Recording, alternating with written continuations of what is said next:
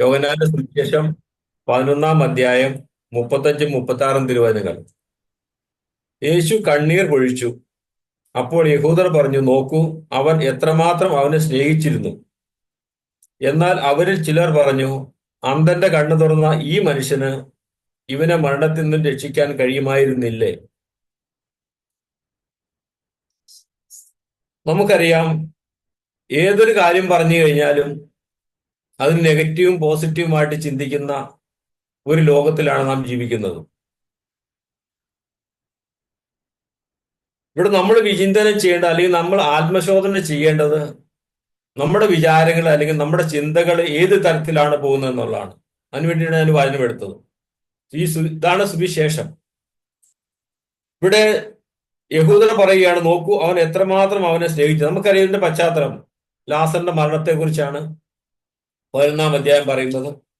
അപ്പോൾ യേശു ലാസറിന്റെ ഭവനത്തിൽ വരുന്ന 4 ദിവസം കഴിഞ്ഞതിന് ശേഷം അപ്പൊ അവിടെ മാർത്തായുമായിട്ട് സംസാരിക്കുന്നുണ്ട്, മറിയുമായിട്ട് സംസാരിക്കുന്നുണ്ട്. അതിനുശേഷം ആ ശവകുടീരത്തിലേക്ക് പോകുന്ന സമയത്താണ് യേശു പറയും കണ്ണീർ പൊഴിക്കുന്നത്, ആ വേദന കൊണ്ട് അല്ലെങ്കിൽ ദുഃഖം കൊണ്ട്. അപ്പോൾ ഒരു കൂട്ടർ പറഞ്ഞു അവൻ എത്രമാത്രം അവൻ സ്നേഹിച്ചിരുന്നു എന്ന്. പക്ഷെ വേറെ കുറെ ചിലർ പറയാണ്, അന്ധന്റെ കണ്ണ് തുറന്ന ഈ മനുഷ്യന് എന്തുകൊണ്ട് ഈ മനുഷ്യനെ രക്ഷിക്കാൻ കഴിയുമായിരുന്നില്ല എന്ന്. പലപ്പോഴും നമ്മളും ഇതേ രീതിയിലല്ലേ? ഏതൊരു സംഭവം ഉണ്ടായാലും അതിന് നെഗറ്റീവായിട്ട് എടുക്കുന്നവരുണ്ട്, പോസിറ്റീവായിട്ട് ചിന്തിക്കുന്നവരുണ്ട്.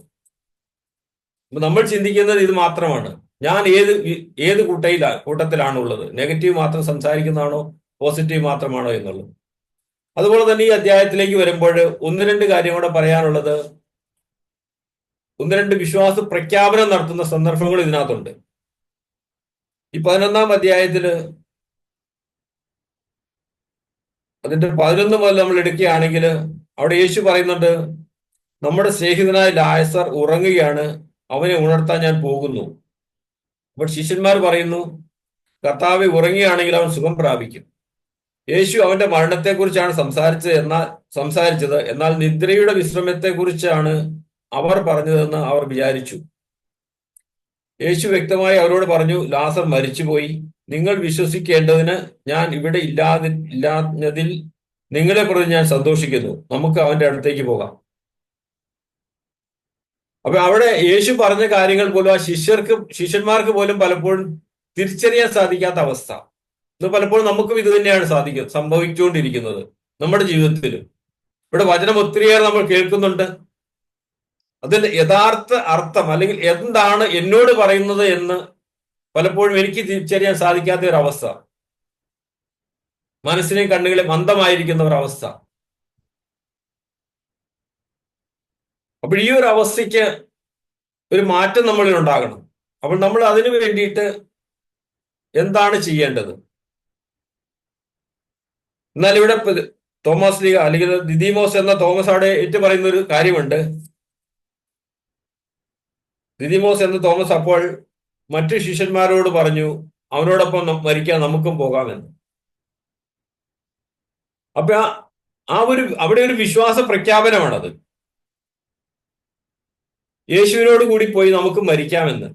അപ്പൊ ഇവരുടെയൊക്കെ ചിന്തയിരിക്കുന്നത്, ആ യേശുവിനോട് കൂടി പോയി കഴിയുമ്പോൾ അവിടെ ആ ലാസറിന്റെ അടുത്ത് അവിടെ ചെന്ന് കഴിയുമ്പോൾ, ആ ശവകുടീരത്തിന് അവിടെ ചെന്ന് കഴിയുമ്പോൾ ഒരു പക്ഷേ അവിടെ പ്രശ്നങ്ങൾ ഉണ്ടാകാം, പ്രതിസന്ധികൾ ഉണ്ടാകാം എന്നുള്ളതാണ്. പലപ്പോഴും നമ്മുടെയും ചിന്തകൾ ഇതുപോലൊക്കെ തന്നെയാണ്. എന്നാൽ ദൈവത്തിന് അസാധ്യമായിട്ട് ഒന്നുമില്ല എന്നുള്ളൊരു ബോധ്യം, ആ ഒരു ചിന്ത പലപ്പോഴും നമുക്ക് നഷ്ടപ്പെട്ടു പോകുന്നുണ്ട്. അതുകൊണ്ടാണ് വചനം പോലും നമുക്ക് തിരിച്ചറിയാൻ പറ്റാത്ത അവസ്ഥ. എന്താണ് എന്നോട് പറയുന്നതെന്ന് പലപ്പോഴും നമ്മുടെയൊക്കെ ചിന്തയിരിക്കുന്നത് ഇത് എനിക്ക് വേണ്ടിയിട്ടുള്ളതല്ല, അവന് വേണ്ടിയിട്ടുള്ളതാണ്. പെട്ടെന്ന് നമ്മുടെ മനസ്സിലേക്ക് പോകുന്നത് ആ വ്യക്തിക്ക് വേണ്ടിയിട്ടുള്ളതാണ് ഇതെന്ന്. എന്നാൽ ഇത് ഈ പറയുന്ന എനിക്കും നിങ്ങൾക്കും ബാധകമാണ് എന്നുള്ള ആ ഒരു ചിന്ത പലപ്പോഴും നമുക്ക് നഷ്ടപ്പെട്ടു പോകുന്ന അവസ്ഥ.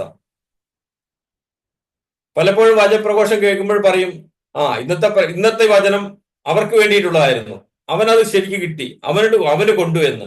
എന്നാൽ എനിക്ക് എത്രമാത്രം അതിന് സ്വീകരിക്കാൻ സാധിച്ചു എന്ന് പലപ്പോഴും നമ്മൾ ചിന്തിക്കുന്നില്ല. ഇതാണ് നമ്മുടെ വീഴ്ചയ്ക്ക് കാരണങ്ങൾ.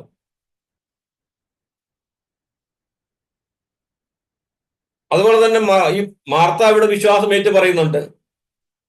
അതിന്റെ 27-ാം വചനം പറയുന്നുണ്ട്, അവൾ പറഞ്ഞു, "ഉവ്വ കർത്താവേ, നീ ലോകത്തിലേക്ക് വരാനിരുന്ന ദൈവപുത്രനായ ക്രിസ്തുവാണെന്ന് ഞാൻ വിശ്വസിക്കുന്നു." എത്രമാത്രം നമുക്ക് ഈ ഒരു വിശ്വാസം നമുക്കുണ്ട്.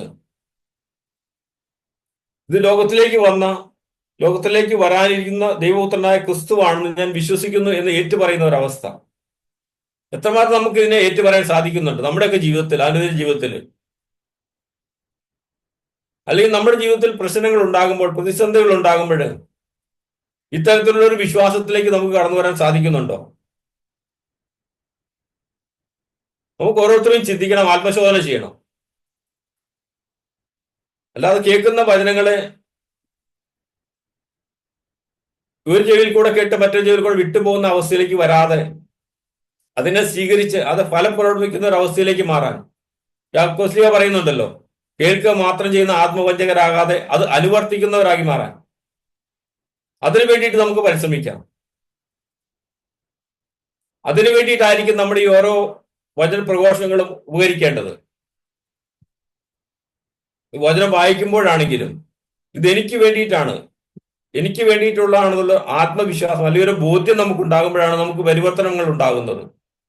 അതിനെ നമ്മൾ തള്ളിക്കഴിയുമ്പോൾ, ജീവിതത്തിൽ പ്രശ്നങ്ങൾ ഉണ്ടാകുമ്പോൾ, പ്രതിസന്ധികൾ ഉണ്ടാകുമ്പോൾ, ഇപ്പൊ ഈ മാർത്താക്ക് ഇത്രമാത്രം വിശ്വാസം ഉണ്ടായിട്ട് പോലും അവിടെ അവർ നിരാശയിലേക്ക് പോകുന്ന ഒരു അവസ്ഥ ഉണ്ടാകുന്നുണ്ട്. അവിടെ നീ ഇവിടെ ഉണ്ടായിരുന്നുവെങ്കിൽ എന്റെ സഹോദരൻ മരിക്കില്ലായിരുന്നു. എന്നാൽ ഇവിടെ പറയുന്നുണ്ട്, യേശു പറയുന്നുണ്ട്, ഞാനാണ് പുനരുത്ഥാനവും ജീവനും എന്ന്, എന്നിൽ വിശ്വസിക്കുന്നില്ല. അപ്പോൾ പറയുന്നുണ്ട്, അന്ത്യദിനത്തിൽ ഉയർക്കുമെന്നുള്ള വിശ്വാസം എനിക്കുണ്ട്. മാർത്ത പറഞ്ഞു, അന്ത്യദിനത്തിലെ പുനരുത്ഥാനത്തിൽ അവൻ ഉയർത്തെഴുന്നേൽക്കുമെന്ന് എനിക്കറിയാം. ഇത്രമാത്രം നമുക്ക് അറിവുണ്ട്. പക്ഷെ അത് പ്രവൃത്തിയിൽ കൊണ്ടുവരാൻ സാധിക്കുന്നില്ല. ഈ പറയുന്ന വചനങ്ങളെല്ലാം നമുക്കറിയാം, നമ്മൾ നാവ് കൊണ്ടേറ്റ് പറയുന്നുമുണ്ട്. പക്ഷേ നമ്മുടെ ജീവിതത്തിൽ പ്രശ്നങ്ങൾ ഉണ്ടാകുമ്പോൾ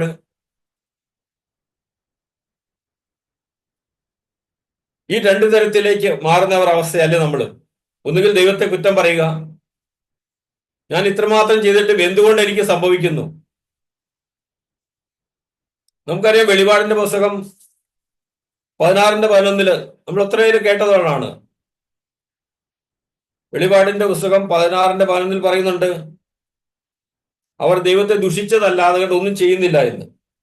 വേദനകളും വ്രണങ്ങളും മൂലം അവർ സ്വർഗസ്നായ ദൈവത്തെ ദുഷിച്ചതല്ലാതെ തങ്ങളുടെ പ്രവൃത്തികളെ കുറിച്ച് അനുതപിച്ചില്ല എന്നാണ് പറയുന്നത്.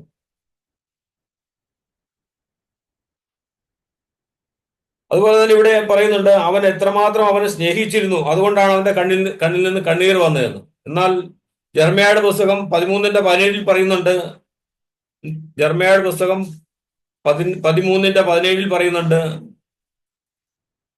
നിങ്ങൾ അനുസരിക്കുന്നില്ലെങ്കിൽ നിങ്ങളുടെ അഹങ്കാരത്തെ ചൊല്ലി രഹസ്യത്തിൽ എന്റെ ആത്മാവ് കരയും. കർത്താവിന്റെ അജഗണത്തെ അടിമത്തത്തിലേക്ക് കൊണ്ടുപോയാൽ ഞാൻ ഉള്ളുരുകി കരയും, കണ്ണുനീർ ധാരധാരയായി ഒഴുകുമെന്ന്. അപ്പൊ ദൈവം നമ്മളെ ഇത്രമാത്രം സ്നേഹിച്ചിട്ടും നമ്മൾ ദൈവത്തിൽ നിന്ന് അകന്നു പോകുമ്പോൾ, ദൈവത്തെ അനുസരിക്കാതെ വരുമ്പോൾ അപ്പോഴും ദൈവം കരയുന്നുണ്ട്. ഇവിടെ പറയുന്നു സ്നേഹം കൊണ്ട് കരയുന്നുണ്ട്. അപ്പൊ ഈ സ്നേഹത്തിന്റെ കരച്ചിൽ എന്നുമുണ്ട്, എപ്പോഴുമുണ്ട്. എന്നാൽ അതിനേക്കാൾ കൂടുതലായിട്ട് നമ്മളുടെ അനുസരണക്കേട് മൂത്തം, ദൈവത്തെ ധിക്കരിച്ചുകൊണ്ട്, മറുതലിച്ചുകൊണ്ട്, ദൈവത്തെ കുറ്റം പറഞ്ഞുകൊണ്ട് ഇപ്പോൾ എത്രമാത്രം ദൈവം വേദനിക്കുന്നുണ്ട് എന്നുള്ള ഒരു തിരിച്ചറിവ് പലപ്പോഴും നമുക്ക് നഷ്ടപ്പെട്ടു പോകുന്നില്ലേ. അപ്പൊ അതുകൊണ്ട് നമ്മുടെയൊക്കെ ജീവിതത്തിൽ വേദനകളും ദുഃഖങ്ങളും നിരാശകളും ഉണ്ടാകുമ്പോഴും ആ ദൈവത്തെ ധിക്കരിക്കാതെ കൊണ്ട്, ഇതെല്ലാം നമുക്കറിയാം, ദൈവം സ്നേഹിക്കുന്നുണ്ടെന്നുള്ളതും, അല്ലെങ്കിൽ ദൈവം നമ്മളെ ഉയർപ്പിക്കുമെന്നും, അല്ലെങ്കിൽ നമ്മുടെ ഉദ്ദേശം നമ്മളെ കുറിച്ച് കരുതലുള്ളവനാണെന്നും പരിപാലിക്കുന്നവനാണെന്നും എല്ലാം നമുക്കറിയാം. പക്ഷെ അപ്പോഴും പലപ്പോഴും നമ്മൾ മറുതലിച്ചു പോകുന്നു, അനുസരണക്കേട് കാണിച്ചു പോകുന്നു. അതുകൊണ്ട് നമ്മുടെയൊക്കെ അനുദിന ജീവിതത്തിൽ നമുക്ക് ചിന്തിക്കാം, ഞാൻ ഏത് അവസ്ഥയിലാണ്? ദൈവത്തെ ദുഷിക്കുന്ന അവസ്ഥയിലാണോ? ഞാൻ നെഗറ്റീവായിട്ടാണോ ചിന്തിക്കുന്നത്? അതേ ഞാൻ പോസിറ്റീവായിട്ടാണോ? എല്ലാത്തിനെയും സമചിത്തതയോടുകൂടി സ്വീകരിക്കുന്ന ഒരവസ്ഥയിലാകണോ? അതേസമയം നമ്മൾ ദുഷിക്കുന്ന അവസ്ഥയിലാണെങ്കിൽ നമ്മുടെ തകർച്ചയുടെ കാരണവും ഇത് തന്നെയാണെന്നുള്ള തിരിച്ചറിയോടുകൂടി അതിൽ നിന്ന് വിടുതലിന് വേണ്ടിയിട്ട്, അതിൽ നിന്നൊരു മോചനത്തിന് വേണ്ടിയിട്ട് നമുക്ക് പ്രാർത്ഥിക്കാം. അതിനുള്ള ശക്തിക്ക് വേണ്ടിയിട്ട് നമുക്ക് പ്രാർത്ഥിക്കാം, പരിശ്രമിക്കാം. ദൈവം തീർച്ചയായിട്ടും അതിനുള്ള കൃപാവരം നമുക്ക് നൽകുമെന്നുള്ള വിശ്വാസത്തോടു കൂടി ദൈവം നമ്മളെ സദാ കാത്തു പരിപാലിക്കുന്ന ഈ ലാസറിനെ പോലെ നമ്മളെയും എപ്പോഴും സ്നേഹം കൊണ്ട് പൊതിയുന്ന ഒരു സ്നേഹമാണെന്നുള്ള തിരിച്ചറിവോടുകൂടി ജീവിക്കാൻ നമുക്ക് പരിശ്രമിക്കാം. ദൈവം നമ്മളെ ഓരോരുത്തരെയും സമർത്ഥമായി എഴുകിയിടേന്ന് പ്രാർത്ഥിച്ചുകൊണ്ട് പിതാവിന്റെയും പുത്രന്റെയും പരിശുദ്ധാത്മാവിന്റെയും നാമത്തിൽ ആമേൻ.